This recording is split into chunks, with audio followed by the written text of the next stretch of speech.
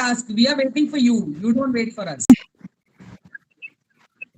You're the boss. You're the boss, man. No, you're the boss. So, yeah, go ahead. If you're ready, yes, Aishwarya, you can take it forward. Yes, ma'am. Okay, so good evening, everyone. So today's session is all about psychology relating with PCOS. So we have our very own Saujanya Prasad, ma'am, to deal with our psychology and PCOS. So over to you, ma'am. Good evening. Good evening. Good evening. Good evening, everyone. Um, a little bit of a brief. We're talking this week. We have already started talking about PCOD, or more commonly known as PCOS. This is a very common hormonal disorder occurring in women. Now, why is psychology so important in this? A lot of people might ask. Psychology is very important in this because of two reasons. There are two lines of thoughts. One is that it causes, of course, hormonal issues. Hormonal issues have a direct impact on your moods, your neurotransmitter levels, how your body processes certain things. And the second thing is the health repercussions that occur due to PCOD, and how these symptoms or these conditions can therefore affect how people feel about themselves, how people react to these things. So there are two things. So it directly affects a person, and it also indirectly affects a person. PCOD, PCOS. The first thing they mention is depression. It is a study, and it has been seen that women suffering from PCOD, 9 out of 10 times, are also suffering from depression. A lot of people coming in for counseling or coming in for therapy with depression are having PCOD as well. So depression and PCOD somehow seem to go hand in hand, and that is a very sad fact, because PCOD as such is leading to a lot of health issues in women. Having to stay in a state of constant depression pulls you down even further, and it becomes a cycle of depression, making the PCOD symptoms even worse, which makes the depression even worse. In times like these, it's very important that we reevaluate how we deal with this and how we look at it and how we process it. Our perspective in this particular situation is very important. Having PCOD, having any health, if have any condition, having any illness, it's just a small part of our life. Yes, it is a very important part of our life. This leads us to make a lot of life changes. It requires us to adapt, but it is again a small part of us. It is not who we are. It's not a defining factor, and remembering that is very important. What happens very commonly for women is that they start feeling less feminine, they start having body image issues, they start questioning why this is happening to them. What have they done wrong? Why is this happening? Did I do something? Is it my fault? And these are things that these are things that one can rise above. Having a very strong sense of self, having confidence, these things can allow you to come out of these negative mindset that we have about PCOD.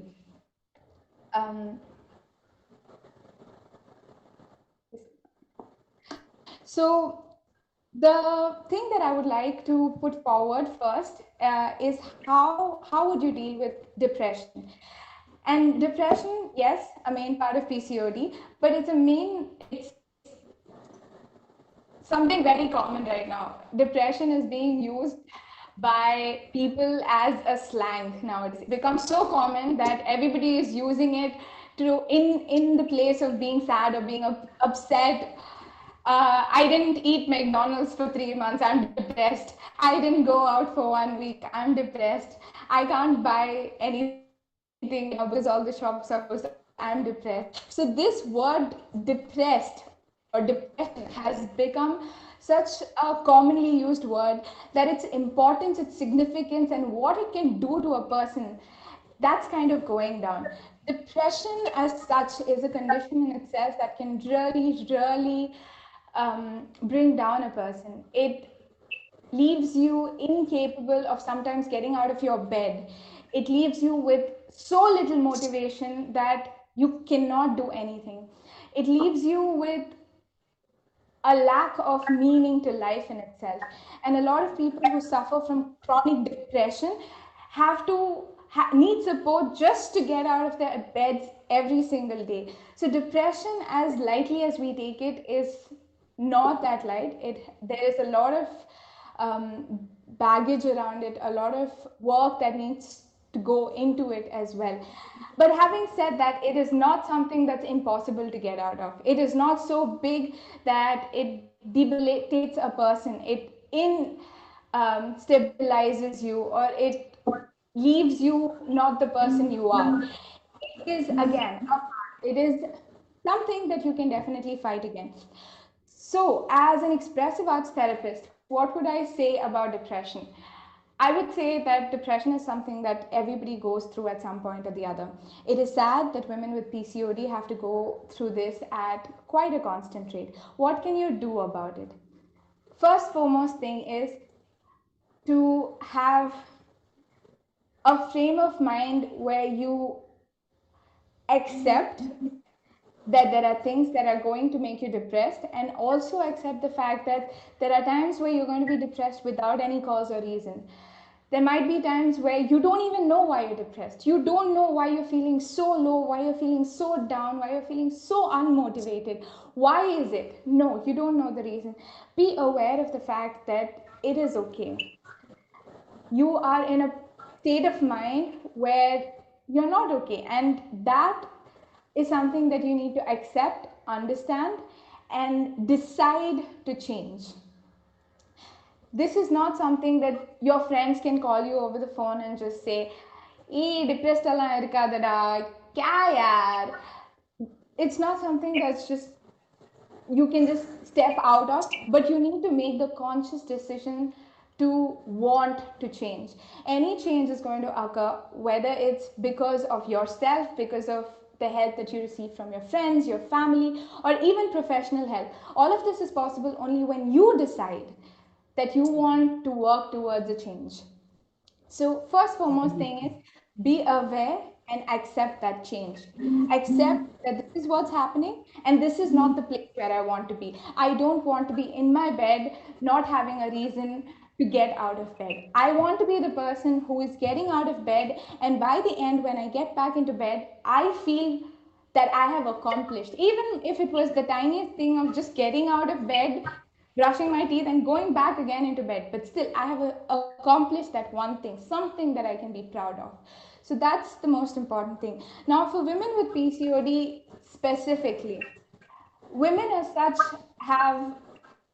we live in a society where women as such have taken it upon themselves to feel judged by society, by family, by everything. We're in groups where people are constantly sending you food and latest clothes, and this happened, I went out, I did this, holiday in Paris.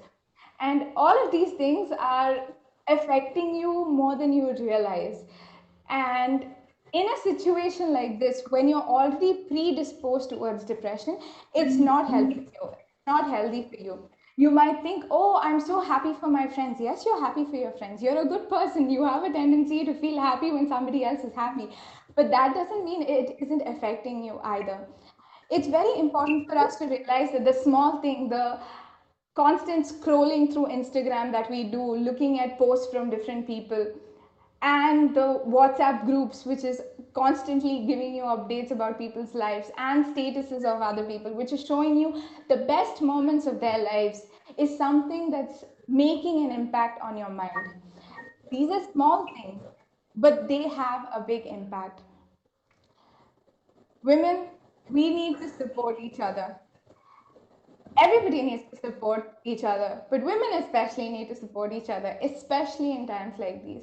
So if you feel like you're part of a group where everybody is sending you the latest bought Myntra fashion sale dress and how they fit from a size medium to a size small now, or they can get into a 32 size jeans instead of a 34 jeans. Get out of that group. It's not helping you. It's not making you feel better about yourself. If there are people around you who are not making you feel confident about yourself, if they are not making you feel that you are an amazing, beautiful, wonderful, intelligent person, they're not helping you. It's not worth having them. It's not worth it for you. And you can come out and be the best version of yourself if you have positive regard, if you have support, if you have love from yourself and the people around you. So stop going through scrolls and scrolls of Instagram stories or swiping through all of the statuses, because that's not helping you.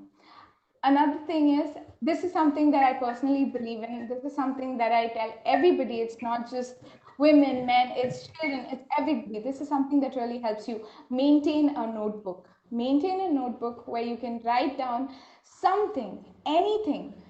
It can be one line, it can be 10 pages, it can be anything. But something that you want to tell yourself as a well-wisher, as somebody who loves you. Write it down. Whether it's that the fact that you're proud that you were able to finally master a winged eyeliner, or whether you were able to put a top knot without your hair falling out all over the place, or whether you were able to make a round chapati, even if you were able to make an Indian map chapati, it does not matter. Something, anything that you're proud of, something that makes you look at yourself and say, yes, that is me, that is the person that I am. This is very important because a lot of times we do not get validation from the outside. In a perfect world, in a utopic world, we can hope, we can pray, we can wish for people around us who are constantly telling us, you're so beautiful, oh my God, this is so amazing, oh, you did this is so great, I'm so proud of you, I'm so happy of all the things that you're doing in your life. That is an ideal world, but unfortunately, most of us don't live in that ideal world. There are times when you are waiting for your mom or your dad to notice that you've been able to score 3 marks more in math, which was so difficult for you. You had to sit for 3-4 nights to get that, but you don't get that. They see the 10 marks that you missed out, not the 3 marks that you've gotten with all that struggling. You might want your friend to notice the new hairstyle you did, but she's so busy talking about her boyfriend and how perfect their weekend getaway was that she has no time to notice it. And that's the real world, and although it's unfair, that's how it is. So it's very important that we do that for ourselves, that we are the person who is there for ourselves always, no matter what. We were born with only us, we die with only us. We are the only ones who are going to be there with us constantly forever. If we are unable to love ourselves and support ourselves and give ourselves that positive stroke each and every day, no matter how bad the day was, and especially when it was a fantastic day, then it's wrong of us to expect it from the outside world. So do that for yourself. Carry a notebook. If you feel that you're at a stage where you need more positive affirmations, you need somebody to constantly tell you good things, do it for yourself. Write it on a post-it, put it right in front of you, put it on your mirror, put it on top of your wardrobe, put it where you're going to go to brush your teeth. See you telling yourself that you are amazing, that you're beautiful, you are kind, you are helpful, you are an amazing friend. These are things that all of us need. And these are things that we need to constantly tell ourselves and remind ourselves, because that makes us the better version of ourselves. So that's something that I would advise. Another thing that I would want to tell people is that I believe very strongly in 3 things. One is having a supportive background. By supportive background, I mean, and this is not just for PCOD, this is not just for depression, this is for everything. For anything you want to do in life, whether you're in 12th and you want to decide what subjects you want to take up in your college, if you are changing jobs, if you're in a job, if you're a boy who feels more feminine, if you are a girl who feels more masculine, if you are an elderly person whose kids have left home and you're alone, anybody, it doesn't matter who you are, it doesn't matter what stage of life you're in, but these three things are very important. One is to have a supportive background, two is to have a strong structure, and three is to have a safety net. These three things will allow you to really face anything and everything.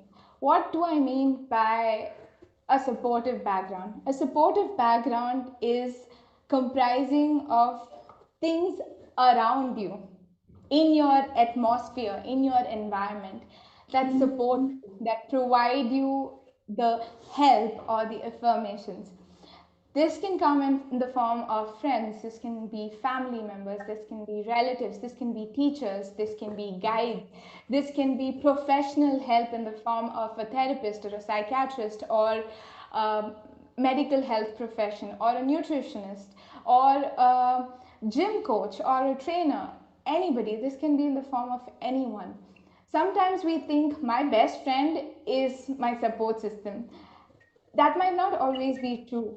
When you go to your gym and your gym trainer sees you and says, today I know we can do 50 push-ups, that is also a supportive background. Sometimes we do not notice the small roles that people play that is actually leading to very huge support, and that's actually pushing us forward. All of us, every single one of us, regardless of our age, might remember that one teacher in school who was always nice to you.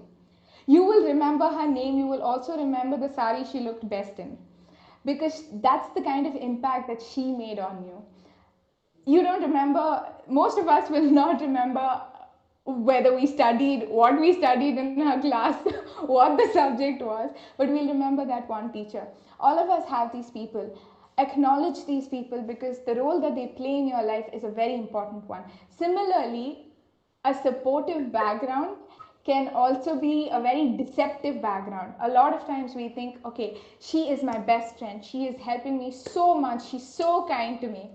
But what is she doing? Blue doesn't look good on you, don't buy blue. You look so fat in it, please go for green. Like, it's so bad. This is not supportive. She telling you that you look good in green while telling you you look so bad in blue is something that is affecting you. That is not support.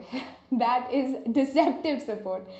A lot of times people don't understand that. People think that when your mom is running behind you holding a black top and saying, "Kanna, idu potukko da, bacha please ye pehen lo, ye itna acha lagta hai." In contrast to a friend who says, "Oh God, that looks so crappy. Why do you wear this? It's so embarrassing." We would think that she's my friend. She's telling me what looks good and what looks bad on me. But she is also causing you slight bits of emotional trauma. She is making you be afraid of that blue color. Next time you will really, really like a blue dress, but you will not buy it because your friend told you that you look crappy in blue. So be aware always of whether the support that you're receiving, the help, the compliments that you're receiving are actually compliments or not. Somebody saying, "Shit, you look so good today," is what kind of a compliment is that? Starting off with a negative to go into a positive is somehow canceling out the entire effect there. So be aware of this, and I'm not asking you to break your friendship with all these people. They are important to you, and I respect and acknowledge that. They have been with you through terrible breakups. They have been with you through horrible marks. They have been with you when your parents were screaming at you. I respect that. But is it really worth it? Is it really worth you having to listen to things that's going to pull you down? Be aware of it and choose in what backgrounds, in what settings, in what ways you want to hold on to people. Because some people might be very good in certain situations and circumstances, but in other places they might actually be holding you back and putting you in a place where you don't want to be, and you don't even realize you're going into that place, but you're going into that place because of these kind of friends. So be really aware of whether your supportive background is actually a supportive background. Moving on to a strong structure. What do I mean when I say a strong structure? It probably a lot of architecture students, when they hear me say this, they'll probably think of foundation. They'll probably think of, you know, the irimbu you put inside buildings, and they're probably right, because a strong structure is the foundation on which big buildings are built on. And a good structure, a strong structure, is something that's important for mental, physical, emotional, all kinds of health as well. What do I mean by a strong structure? Structure as such is something where you can fit your life. When you see your life, what structure does it fit into? It doesn't have to be so finite or so infinite or something so completely describable, but have an idea of what it is. When you close your eyes and when you think about what it would be like if you could go into your mind, what it would be like if you step out of yourself and look at your life, what would it be like if somebody is describing how they see you as a third person? And the words that they use to describe this, that is the structure. Do you get up early in the morning? Do you get up late in the morning? Do you go to sleep early? Do you get up late? Do you eat healthy food? Do you eat junk food? Do you eat lots of fruits? Do you prefer juices?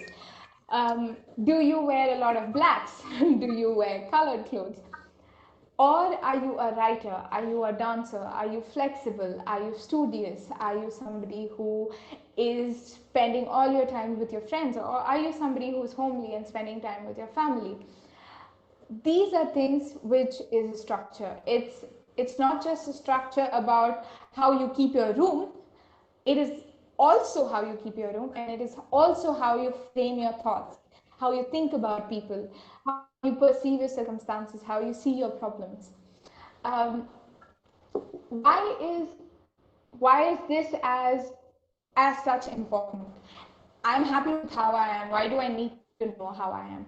It's important because when there are situations or conditions that lead to changes, that's when your structure is shifted. If you're unaware of your structure, if you don't know that your house has 3 bathrooms and the faucet is suddenly broken and you don't have water coming in, you're not going to know where to take the plumber to fix it. The same way, if you don't know how many windows are there in your house, when it's raining, water's going to come from somewhere and you're going to be like, where is the water coming from? Which window am I supposed to close? That's why it's important. All of us have always had to face situations which are completely unpredictable. கடவுள் என்ன சோதிக்கிறாங்க, ये मेरे साथ क्या हो रहा है? What is happening with my life? Why is this happening in my life? These situations come into our life all the time. It's something that pops up out of the blue and it makes you feel like you have absolutely no idea what is going on. In these situations, outside world is in chaos, but having a strong internal structure, having a strong mental set, having self-image, idea, perception, self-love, all of these things will allow you not only to deal with the situation, but deal with it in a productive, proactive, and a good manner. This is why it's very important. Not from a judging perspective. A lot of people will say, I get up late. You're going to look at me as, you know, a crappy, unproductive person, somebody who's lazy. It's not for me. You're not doing this for your parents. You're not doing this for society. You're doing this for yourself so that you know yourself. If tomorrow you get a job where you have to leave your house at 6 o'clock, will you be able to get up? Is it possible for you to get up? Because that decision, how you're going to do at your job, how you're going to be able to cope with having to leave your house that early in the morning is going to depend on whether you know if you can wake up that early in the morning. And that is why it's so important to have a strong structure and knowing that strong structure. Moment, I think I'm going to require a little more light.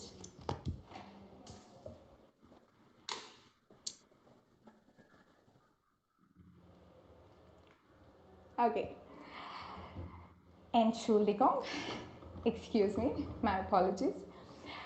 Continuing on, that is about strong structure. And the third most important thing that I believe in is a safety net.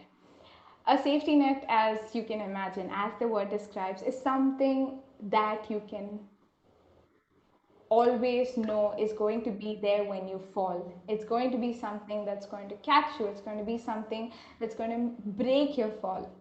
And whether the situation requires it or not, whether you think that I have fantastic support background, I have people and things and situations in my life which is so good that I'm going to be fine. I know myself, I believe in myself, I have confidence.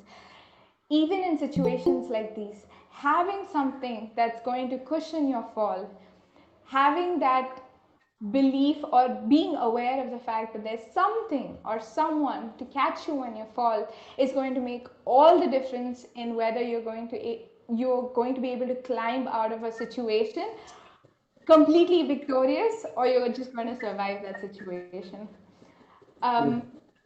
What is a safety net? A safety net is of all, it's of very different kinds. For each person, it's going to be something different. What's going to be important is for, again, you to be self-aware. In all of these things, being aware of oneself and your outside world is very, very important. All of us are so conscious of what's happening on the news. Most of us probably know the number of COVID cases in India, the number of COVID cases in Chennai, the number of COVID cases in your locality. But do you know exactly what are the colors you like for everything in your room? What are your favorite memories of your childhood? Who are the people who have supported you maximum number of time in your life? What was your proudest moment in terms of an educational setup or in terms of a creative setup? These are things that we don't know as clearly as we know what's happening in the news. Everybody knows what's happening in that country, in that person's life. Yesterday, my best friend put up a status of this amazing chocolava cake. But what did I eat yesterday? I don't remember. So we are more aware of the outside world and that which affects us. Maybe a little bit, but not so much as what immediately affects us. So awareness as such is something that's very, very important, and it's not something that we give enough importance to. So awareness. Now, being aware of what is your safety, what allows you to feel safe, secure, what is something that's going to prevent you from falling into the deepest pit. These are things that only you can know. It's going to be different for each person. For one person, it's going to be hugging their dog. For another person, it's going to be going to their grandmother's house and eating curd rice with the pickle their grandma made. For another person, it's going to be going to their expressive arts therapist. For another person, it's going to be sitting and making mandala drawings. For another person, it's going to be stitching clothes. For somebody, it's going to be baking. For somebody, it's going to be cleaning. Everybody has that place or that thing or that person or that activity or that situation which is their safety net. This is something that's always going to make you feel safe. The world around you could be collapsing. The world around you can feel like it's going to come to an end. Inside you can feel turmoil. But in this space, and by space I don't mean a physical place. I mean a space as a person, as a thing, as anything that makes you feel like you exist, you're there. It's going to be all right. It's going to be fine. You have come out of bad things. You are going to continue to come out of bad things. And you're going to come out of it as a wholesome, a stronger, a good, healthy, happy human being. These are things which are very important to have. For a very long time, I did not know personally what a safety net meant. I kept thinking things which make me happy is what's a safety net. And even when I was in expressive arts therapy training, when we were asked to process ourselves, dig deep into ourselves, this is what I thought, okay, dancing makes me happy, that is my safety net.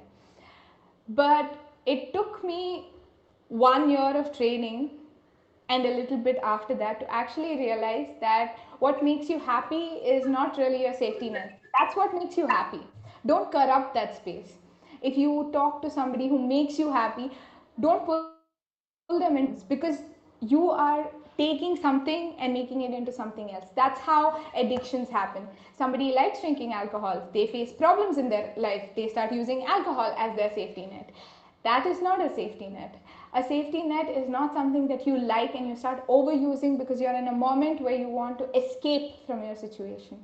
No, it's somewhere where you come to gather your strengths, to develop, to improve on your internal capacity, and then go back out into the world and face the problems.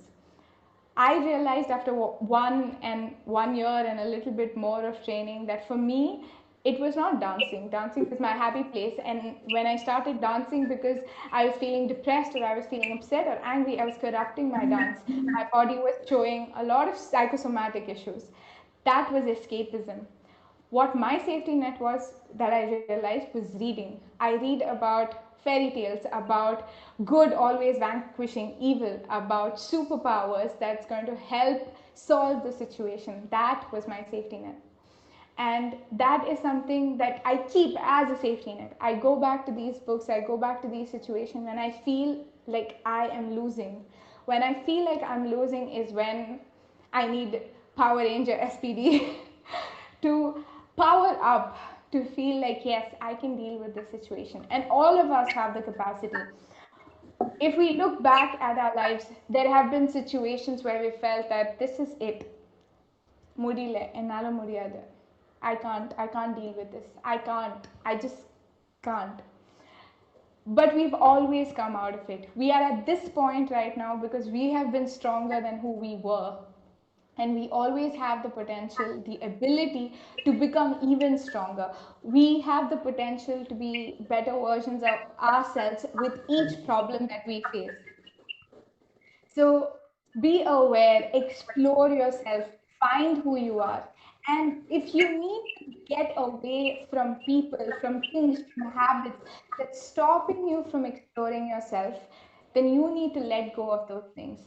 If somebody keeps reminding you that, hey, why are we not going to yoga class anymore? Let's go to yoga class. Let's go to yoga class. Let's go to yoga class. But you're not interested in yoga anymore. You want to explore art.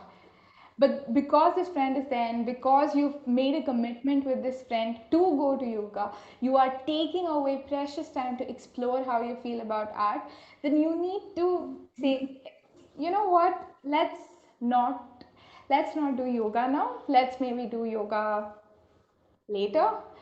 I want to explore art. Do you want to explore art with me? And be okay if they are saying no.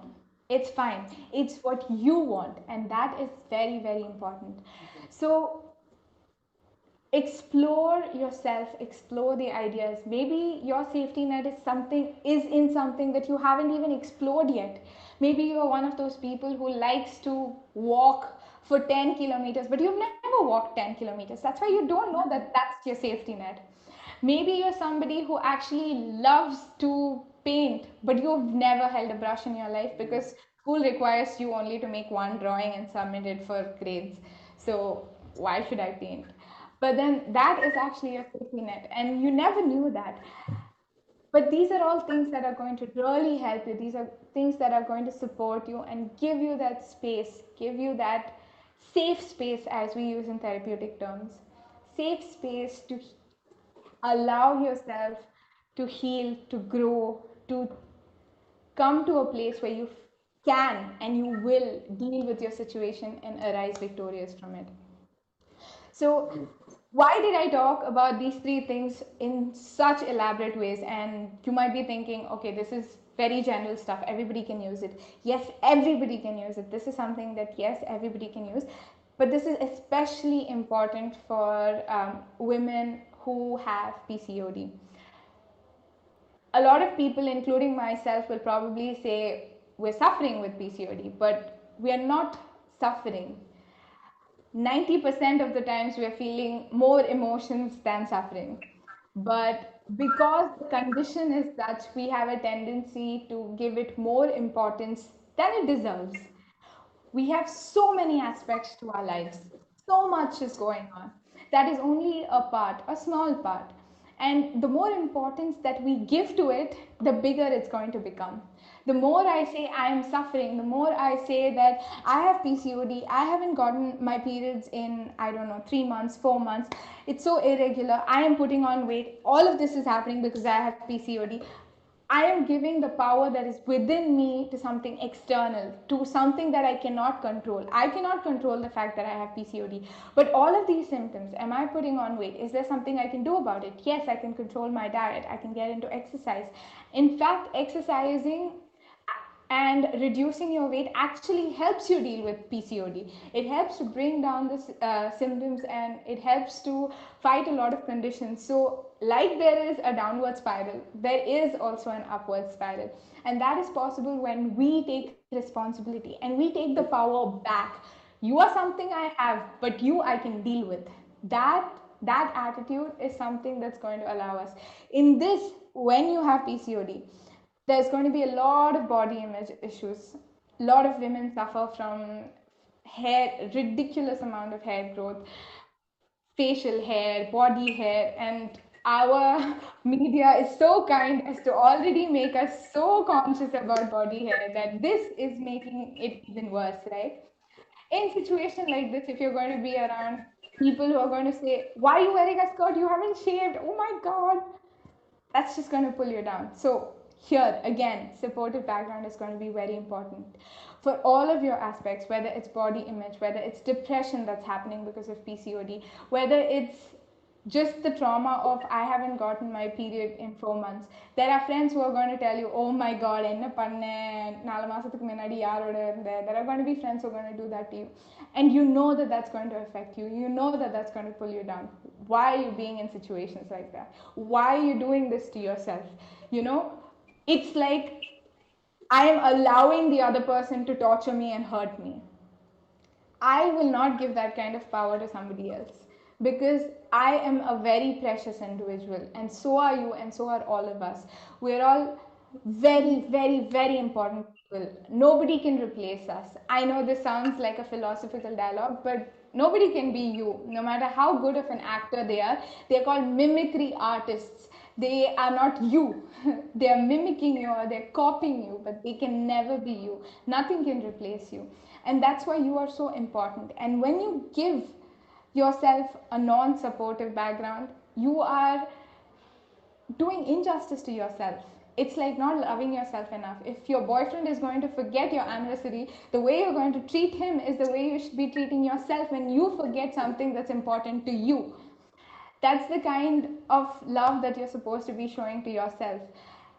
And that's the same with the people around you. Expect what you expect from others, what others expect from you, from yourself. Do that for yourself. When you say that my mom should cook my favorite things on my birthday, do that for yourself too. Don't eat junk. Don't eat things which are bad for you. Because you want your favorite things from another person, you should demand your favorite things from yourself as well. And things that are good for you. Things that make you happy. Things that make you feel wholesome, healthy, peaceful. This thing is very, very important. Again, dealing with depression. When you're aware that you're depressed, when you're aware that you're going into your cycle, be aware first when you start going into your cycle, into the cycle of depression. When you're in bed and you're not able to get out, or when you're sitting and scrolling through the same document at work, or whatever you might be doing, if you feel like you're falling into the pattern where you're just going to sink lower, find ways to break that pattern. Cut it. Have things, have people, or have situations or things that you can do to cut through the pattern. I'm sitting here, I can't deal with this anymore. Get up. If you feel like you cannot get up while sitting down, roll your neck around, take a piece of paper, scribble on it, scratch, take a piece of paper, rip it up if you have to. All of these things are okay. If somebody is going to look at you like you're mad, it's okay, it's fine. Enjoy that madness, because that is allowing you to break pattern. Breaking pattern is very, very important for depression. If you have people, if you think that around midnight at 2 o'clock is when I'm not going to be able to sleep, all of these thoughts are going to start circling in my head, and I'm not going to sleep till 4 o'clock. If you think that 2 o'clock is when this is going to start, find a person whom you really, really like talking to. Ask them to spend 5 minutes for you. Talk to them for 5 minutes, break pattern. Don't allow yourself to go there. Stop yourself even before you start. But for that, you need to know your patterns, know your structure, know your patterns. That way, you know how you can help yourself. And there's always going to be ways that you can help yourself. And when you can't help yourself, the next most important thing that I'm going to tell you is therapy. Therapy is not a big deal. Therapy is not something that requires stigma around it. Is such a big word. I need to be depressed to go to therapy. I need to have mental illness to go to therapy. I need to have a condition. I need to have a requirement, blah, blah, blah. No. The normalist of person can go into therapy if you feel like you require a safe space with supportive and professional care. That is very important. Your friends, your family, online, all of these things can provide you with support and care and guidance and space, but there's nothing like a professional. You can, as many times as you Google whether you have corona or not, Google is not going to be able to tell you if you have corona. Only when you get your test done, and only when the tests come back, and only when professionals do this test on you, you will know whether you have corona or not. It's the same way with anything else. If you're dealing with something, your friends are going to be able to give you perspectives. Google is going to be able to give you homework, research, take you from headache to brain tumor. But that's all of these things are going to be able to do for you. Professional help is professional help. And there is nothing wrong with it. There is no stigma around it. I was in therapy for the first year when I was in training. I loved it. It's a space I know that I can always go back to. It's a space where I know I will not be judged. I will be able to sort through any and all of my problems. It's a place where I know I can be the best and the worst of myself without hurting myself, without causing any harm to myself. So it's very important that if you are not able to help yourself and somebody in your circle is unable to help you, or if you feel that the help is insufficient, yes, you're getting help, yes, it's good help, but it's not enough, then professional help is always there, and there is no stigma around it. In fact, you will come out so much a better person that, like me, you're going to go around telling everybody, you know what, therapy is amazing. Yes, 9 out of 10 therapy sessions, I have cried my eyes out. I have come back home with no makeup on, looking like crap shit. But it has opened up my pores, opened up my emotions, lessened the burdens that I was carrying on myself. So believe that it's okay.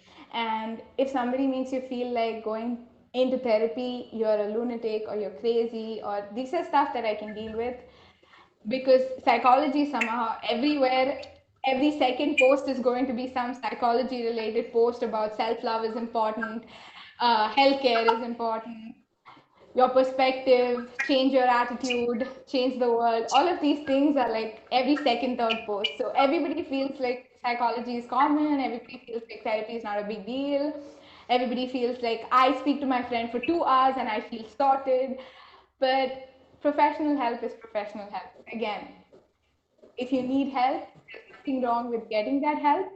And that's the kind of help that's really, really, really going to push you forward in a good, safe, productive way without causing you harm. Please understand that when you go towards change, there are two ways to go. One is up, one is down. You're in a good space, go upwards, and be aware that upwards is where you want to move, right? The last most important thing that I want to say is that women, I think men too, but women especially, have a very, very, very easy spiral down into body image and self-consciousness. We start off with my hair is not so soft, my skin is not so good, I have so much this, I am fat, I have a tire, I have flabs, my nails are brittle, my skin is dark, or I'm too white, I blend with the wall, my hair is curly, I want it straight, my hair is straight, I want it curly. It's I it's sad for me to say that I haven't come across anybody who is completely happy with their body. And I think that that's another question, like my personal belief. You can completely disagree with me, but I personally believe that finding love for yourself is as much a quest to life as being a change in the world and leaving your mark. Finding a way to be that profile on Tinder that you actually go on a date with, actually like, actually marry, actually spend the rest of your life, that profile needs to be your profile. And that is something that all of us we don't look at it. Even people who are talking about self-love, and I have come across a lot of people who talk about self-love, self-acceptance, and all of these things. Brilliant, beautiful. But are you completely 100% sure that you know all about yourself? People spend 25 years in marriage and still say, I don't know everything about my spouse. We don't spend that much time with ourselves. Do we really know ourselves? Do we really understand ourselves? Most of the times, I feel like I don't deserve the things that I have been bestowed with because I don't give it the due respect. I have all the things and more that I could ask for, but I still ask for that which I do not have. And this, some or the other how, creates a real big impact on all of that, iceberg, all the bottom portions. All of us know about the subconscious, and we all know that there are a lot of material that's going into that deep sea level. And this is one of those things. Every time when I look at myself in the mirror and I try a different angle because I cannot look at myself in that particular angle, every time I need to open face whatever app because my normal camera doesn't make me look cute enough. Every time I decide to use a filter instead of not using a filter on Snapchat because my face looks so these are things where I am being the worst judge to myself. These are times where I'm putting myself down. These are times when I'm criticizing myself. And these are times where maximum psychological damage is happening. These are times where your confidence, your self-image, all of these things are crumbling to bits because you see yourself all the times. You have seen yourself from the worst to the best and still you judge yourself. And that is something that we really need to become aware of and we need to move away from. I'm not saying I'm a saint. I'm not saying that if today I didn't try to fix my eyeliner 3-4 times, because I did try to fix my eyeliner 3-4 times. I wanted to look pretty. But having said that, would I have the confidence to actually sit here without that eyeliner and still feel pretty? That is true self-acceptance. That is true stage where I am doing it because I want to and because I like to, not because I feel that I have to. That is where all of us need to strive to get towards. And that's a place which is very easy to achieve. Yes, it's been made difficult because of Instagram, because of movies, because of our dearest best friends, because of all the statuses that we see, all the body transformation videos that keep popping in from everywhere, God even knows where. All of these things kind of block our passage, but it's very close. I mean, it's literally here. You're standing here and this is where your self-acceptance is, right? Your self-acceptance is right where you are. But to get to yourself, you need to fight with yourself. It's a very ironic truth, but unfortunately, that's the way it is. But fortunately, since you're fighting with yourself, you know your strengths and weaknesses, right? Because we have to work on self-awareness. So when you know What better way than to say, oh, I have a big butt? It's so cute, right? You look at a fluffy dog and you say, oh my God, this doggy is so cute. That's what you should be able to do with yourself as well. Go on a diet, be slim, eat like a pig, be fat, be whatever you want to be, but be happy, be healthy, and be completely, utterly self aware. Nobody should be able to point at you and say, oh, you're like this. You should be like, no, no, no, this is how I am. Right? So, yes, I will probably conclude this really, really long talking by saying that all of us, every single one of us, whether we are men, women, children, old, young, whether we believe in fluid gender, whether we believe in no gender, whether we believe we are cats, because I personally believe I'm a cat. So whatever your belief might be, whatever you might be, we are all beautiful, intelligent, smart, responsible, incredible, unique beings. And we should always give ourselves the due respect and affection, love and care that we deserve. Thank you so much. Wow, that was truly something. Thank you very much, My pleasure. Saujanya. Yeah, it was something that actually comes from a practitioner. You know, psychology is, I always say that it's a very integral and important part of everyone's life, no matter what condition you have. And if you have a Definitely. condition or you do not have, it's something that you are, and that is very explicit. The way I have formed myself is the way I have defined myself to be, and that's where psychology comes into the picture. And here, when we are talking about PCOS, let me tell everyone out there, Aishwarya including, I hope you're there with us. Yes, ma'am. Yeah, you're the moderator. You're going to be now asking the question and answers. However, I would like to tell you that the importance of having the DORAI Foundation Self-Fest is having all practitioners coming on the platform and sharing their experiences, A, and B, trying to bring in all their experience and knowledge sharing, which has come on from a very personal level. So when we are talking about Saujanya Prasad, and I'm sure I would also want to share, is that she's also someone who is in the language, in the layman's language, suffering. She rightly mentioned that you are not supposed to be saying suffering. I'm also a special mother, and I have a son with special needs who's autistic. So people say, oh, he suffers from autism.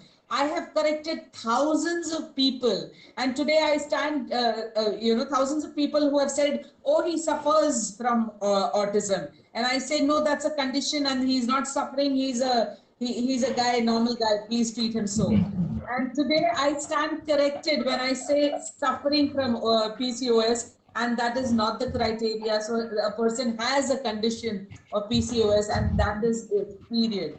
And then what? You're taking medicines, you're taking all the diet plans are there. Yes. After that, what? How is it that you're seeing yourself is important? And thank you very much for having completely given us the entire kaleidoscopic view of what you need to do, because it is in within. And I always maintain that happiness is a choice. You always choose whether you want to be happy or not. And similarly, no matter what condition you have, whether you have PCOS, and because of that you have mood swings, and you're fat, you're obese, and you have this and that, and hajar things that we have all spoken about. It's important for you to understand what you need to be and how you need to be. Whether you have the will to be aware, self-awareness, body awareness, as they said. Are you aware that you have? A, now you are aware that you have PCOS, but yeah, the second point, accept. How much acceptance have you got? You know, acceptance with the consciousness of, yes, I have, and what I need to do next. How am I going to approach life, and how life is going to be imbibed into my system to lead a beautiful life. At the end of the day, it's important for all of us to understand that we need to be happy no matter what. So you need to seek out the ways to be happy.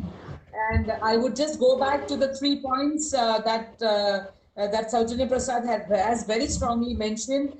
3 things that needs to fall in place for all of us. If we do not know, we need to work around it. Supportive background, A. B. Strong structure, and C. Safety net. So I'm sure we are going to be grounded enough to understand what are these parameters, what are these areas that we have to focus and understand and accept. So wonderful! It was a very beautiful session. I have taken down a lot of notes because my daughter happens to have PCOS. So I will also be careful, and I will mind. I'll be very mindful of all these areas. Thank you very much, Saujanya. And I guess Aishwarya should be having some questions with her. Over to you, Aishwarya. Thank you very much. Sure, ma'am. Thank you so much, ma'am. It was really indeed a very good session. And to be mentioning it correctly, there were many friends who stated output psychology. What is this? And hope will not cleared all the doubt. And yes, I'm happy that you will be watching the session too. And Thank you. I just have 2 questions, ma'am. Okay. One, do people eating disorders tend to have PCOS? I think that's more a question for somebody from a medical background. But psychologically, what I can tell you is there is a tendency for anybody suffering from PCOD to have, as studies have shown, that there are a lot of binge eating habits which come into place, right? They feel the craving for sugar. It's something that a lot of people have mentioned, and it's prominent in somebody who is going to get their menstrual cycle, but it's also very, very prevalent and prominently seen in somebody who is having PCOD. But eating disorder as such, if you're a psychology student and you're learning about eating disorders, you will know that it's actually a secondary disorder that's coming because of a primary condition or primary reason. So somebody having body image issue, or somebody having depression, or somebody having anxiety or stress, they tend to show these through eating or not eating or unhealthy eating. So yes, it is very, very possible for somebody to have it. At the same time, again, awareness and finding healthier outputs, healthier ways of coping can deal with this very easily. If you feel like junking, you can go for bananas instead of eating a packet of chips. And yes, sometimes it's really difficult to control your cravings, because when you feel like the craving is taking over and you feel like you're going into these repetitive thoughts, as I said, find a way to break pattern, because eating disorder is very similar to an obsessive tendency that is arising from depression. Break pattern. It's very easy, very small, very simple ways to break pattern is to do something that's going to cut you off from your current line of thought. If you feel like you cannot control yourself, then put conditions for yourself. I will have that bag of chips when I've climbed up 3 floors of stairs. Keep your chocolates on the highest shelf possible so that you have to do some climbing, getting the ladder from somewhere to get to the chocolates. If you feel like at your house they are always cooking snacks which have a lot of oil in it, then go for a walk exactly when they are making those snacks, so that you can avoid being there and having to force yourself to control yourself, right? So finding patterns in which you can slowly combat and not completely stop, because stopping completely is also going to lead to issues. It's one, not healthy, and two, it's going to cause its own kind of withdrawals to your body if you're going to go from eating a lot of salt, a lot of sodium, a lot of unhealthy stuff, to suddenly not eating anything at all. It's going to cause a lot of mood swings. It's going to be accompanied with a lot of unwanted thinking processes, negative patterns. So use positive patterns to deal with negative patterns. If you think you have issues of eating too much, then eat in a different place than where you serve. Take a small plate, go sit in the hall, or go sit in the veranda, or go sit outside your house and eat, so that every time you need another portion, you need to go all the way inside the kitchen to pick up more food. Same way, if you feel like you're going to buy a lot of, you go to the shop, you see a lot of chips, you have bought 10 packets, be generous. Go to your neighbors, give them one packet of chips. Find a kid on the road, give him one packet of chips. Do good things to kind of deal with your not so good things, and it should be easy enough. Yeah, sure. Thank you so much, ma'am. This will be definitely followed by all. And correctly speaking, breaking the stigma is much more needed right now, ma'am, because whenever Definitely. people go to psychiatrists, they think that they have a mental illness, or they think they're going very down and depressed, so that they require psychiatrists. But Right. correctly speaking, with your thought, it's very true to break the stigma, ma'am, and we'll definitely follow Definitely. that. I'm going to rudely interrupt you here by saying that there is a belief that psychology is equals to psychiatrist. Me being an expressive arts therapist, I feel that yes, there are psychiatrists. With all due respect to them, I cannot prescribe medicines, they can prescribe medicines. I cannot diagnose a condition, they can. I have a lot of respect for psychiatrists, but there's an entire line.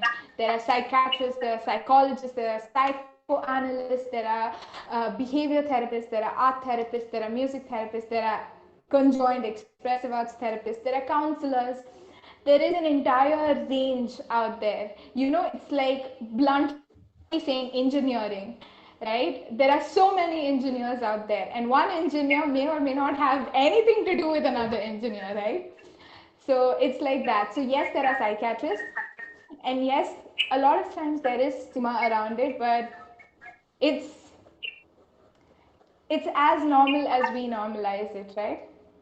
Yes, ma'am. I would like to add here is yes, Aishwarya. When we're talking about going for a counseling session, again, it's very important for us to understand. Like here in this show, we have had this confusion of going to a psychiatrist. No, you need not. Not all areas of mental health needs to go for a medical intervention, or you need a pathological condition which is demanding any of these medicines which we talk of. So, which means there are certain issues, like for example, PCOS, and you have your mood swings. So it is not that you need to go for anxiety disorder, those Enzols and other medications that will be prescribed to you by a psychiatrist. Here again, we need to bring in. I'm so glad that we brought psychology as an important part of health, is because it is definitely connected for better health, for better mental health. And you might not everybody needs to have to go to a psychiatrist, but yes, it's important when you have an issue and when you're trying to talk to people and talking to professionals. These areas of disturbances in your perception, in your moods, in your emotions can be rectified, can be modified, can be changed or directed or redirected in such a way that you become a better person. You're not as angry as Definitely. before.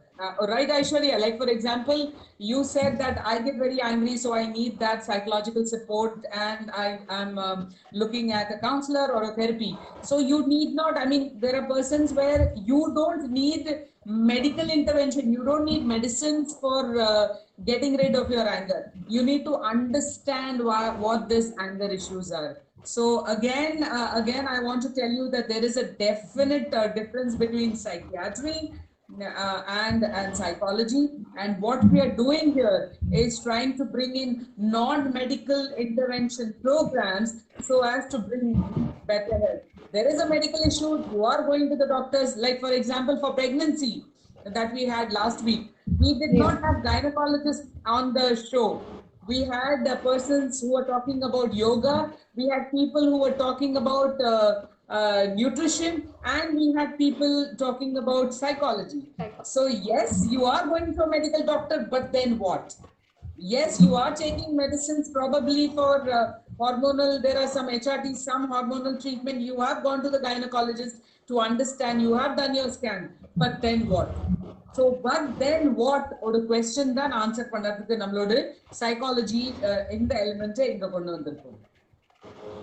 Are we clear now? Yes, ma'am. Thank you, Aishwarya. Thank you, ma'am. Yes, ma'am. So if we are done for the day, if there are any I more thought questions, Aishwarya had mentioned 2 questions. No, ma'am, it's just only one question. so yeah, the second question was probably with regard to stigma. Yes, The ma'am. stigma that is hovering around going for counseling or going to for any sessions, because people think they're normal and this is a medical issue. In the medical issue, gynecologist தானே போனோம். Why do you have to go for counseling? இதுக்கு என்ன mood, உனக்கு மூடியா இருக்கா, பயங்கர கோவம் வருது, அത്രதான். இதுக்கெல்லாம் போயிட்டு நீ எதுக்கு ஒரு சைக்காலஜிஸ்டை பார்க்கணும், இல்லை ஒரு கவுன்சிலிங் தெரபிஸ்டை பார்க்கணும்னு இந்த நோக்கத்திலேயே நம்ம வாழ்ந்துட்டு இருக்கோம். We always walk and live our lives with a particular notion. This is how it has been, so this is how it is going to be. We do not want to break the pattern of our thought. So what is, like I said once again, it's important for us to choose. You can choose to be happy. You can choose your life. You can choose how you can be. It is definitely possible. And that possibility is what we are looking at in the Health Fest. So if we are done for the session, if we are done with the questions, I guess, Aishwarya, we can call it a day. And I would like to thank you very much on behalf of DORAI Foundation. It's wonderful and it's a privilege to have somebody in the same fraternity as what I am. Thank you very much, Saujanya Prasad, for being on the show. Thank you so much for calling me. Yes, thank you very much. Like I said, it's nice to have practitioners and someone who is going through the problem. So Saujanya Prasad is someone who is also having PCOS and she's dealing with, and you can see how. That's why I said we. Exactly. We so way. many of us who are watching us or who have joined our session might not know this.